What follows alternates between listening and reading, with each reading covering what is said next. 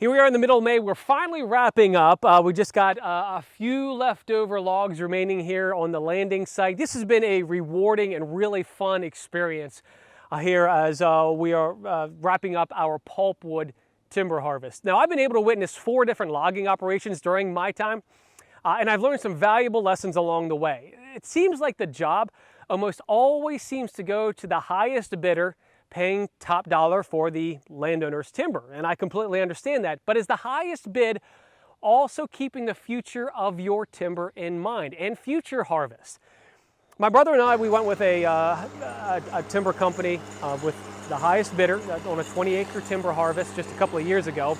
And I also had a contract in place, so the logger was responsible for the cleanup, the reseeding of the logging roads. We also agreed to remove some low-value trees that were marked. In the end, very few of those low-quality trees were taken. Some were cut and just left on the ground, some were left standing. The roads were regraded, but there were a lot of oak trees along those roads that were damaged and scraped from dragging logs. These trees would have been our future harvest in about 20 years. Now we're talking 30 oak trees that's now going to end up as firewood. That's quite a bit of money that will be lost in our next harvest. Now, after that harvest, I've learned that a logging company that considers both the impact of their harvest and the quality of their operation is way more important than the company that pays the highest dollar. A careful harvest now can lead to greater rewards for the landowner and the land in the future. Now, I'm very proud to have this group with us. I really hope to see more future timber cuts using this type of equipment operation. Now, I want to show you what equipment they have. This is a processor. This cuts, delimbs, and stacks the timber.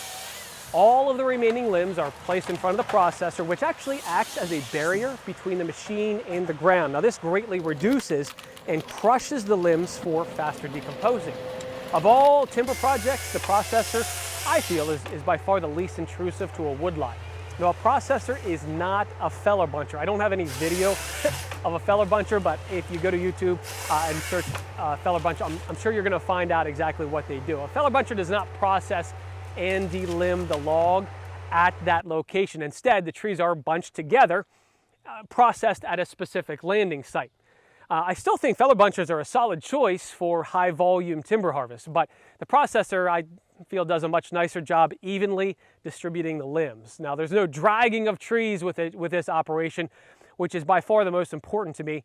There's a forwarder hauling the logs to a landing site. Now, the forwarder is critical to this operation, especially since the transport of logs tend to cause the greatest damage to woodlots.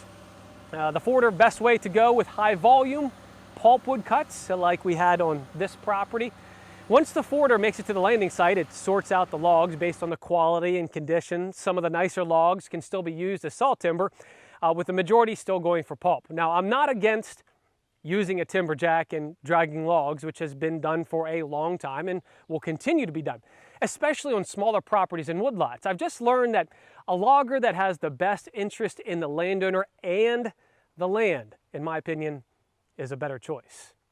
A harvest operation like this is certainly not for everyone, and this specific company, by the way, only focuses on properties that are 30 acres or more. Now, if a property is managed properly, most property owners should be able to harvest every 20 years, so about 3 times in a lifetime.